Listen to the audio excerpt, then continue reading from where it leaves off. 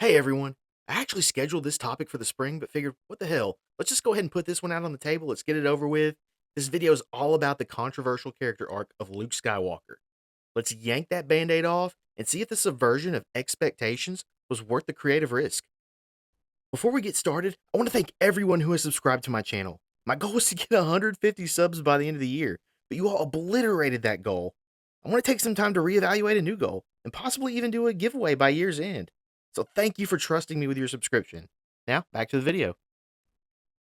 For those of you who did not get what they expected out of Luke Skywalker from the sequel trilogy, I completely feel your pain. I really do, but I want you to honestly consider something. What truly makes a hero? What do you even want out of your hero's journey? The portrayal of Luke Skywalker in The Last Jedi drew a thick line in the sand amongst fans. The expectation was that Luke, notably in hiding, was still on a mission, still the wise, noble Jedi Master that we expected him to be from the EU, until he yeeted his dad's lightsaber over a cliff.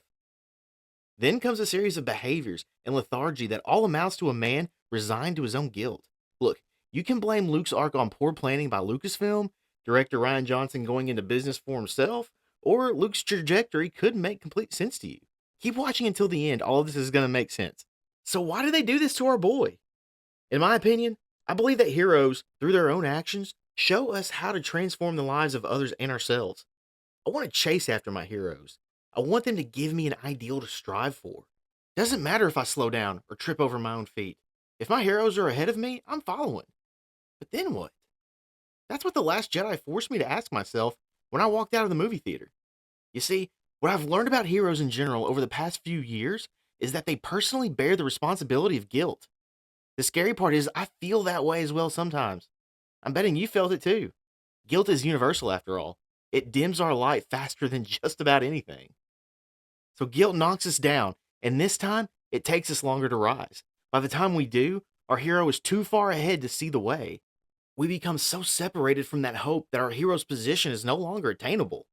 So what gets us back on course? What if we never get back on course? I'm a little uncomfortable with how Disney has treated our heroes, honestly. But I've got to admit, as a 32-year-old man, I can clearly examine Luke's perspective differently now. I started to see things clearly. You see, Luke could bear the baggage of learning that Vader was his father. None of Vader's choices were Luke's fault. Luke was free of the burden of guilt from his father's fall, but I would say that he took the responsibility in the challenge of bringing his father back to the light. It's easier to exude courage during the circumstances of fixing someone else's problems. But what about times of personal guilt and shame, when you are undoubtedly the catalyst to the pain yet to come? It's hard to face the truth of it all.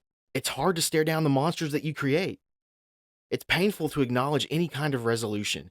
And that's the point of this version of Luke. He shows us that no one is immune to the crippling guilt of failure. At some point in our lives, our mountains seem too high to climb over. At some point, life will get the best of us and steer us to make decisions that we otherwise wouldn't make.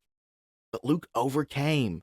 It took confronting hard truths. It took humility, but the igniting agent was hope. Hope that maybe we can't reverse our mistakes, but that we can reach beyond the break in the rope in order to keep climbing. Hope that just an ounce of our decision to rise will inspire others to hope again as well. Hope that when our perfect heroes are so far out of sight, that we can be our own heroes and keep pressing on. My goal here is not to sway your opinion on the sequel trilogy. You like what you like. If this version of Luke Skywalker is the character you needed, I can't argue against that because it helped me at some of my lowest points. If this version of Luke Skywalker is just JAKE Skywalker to you, can't really argue with that either. But the hill I will die on is that watching our heroes crumble to their lowest depths before rising to accomplish their greatest feats is some of the most inspiring storytelling to me. If you like this video and want more content, it would be an honor to be trusted with your subscription. I know the comment section is gonna be busy after this one, so crack open a cold beverage and feel free to chime in below. I want to hear what you have to say, even if it does get a little rough. Just don't sick the Knights of Melvin on me, please. So until next time, take care, God bless, and may the Force be with you, always.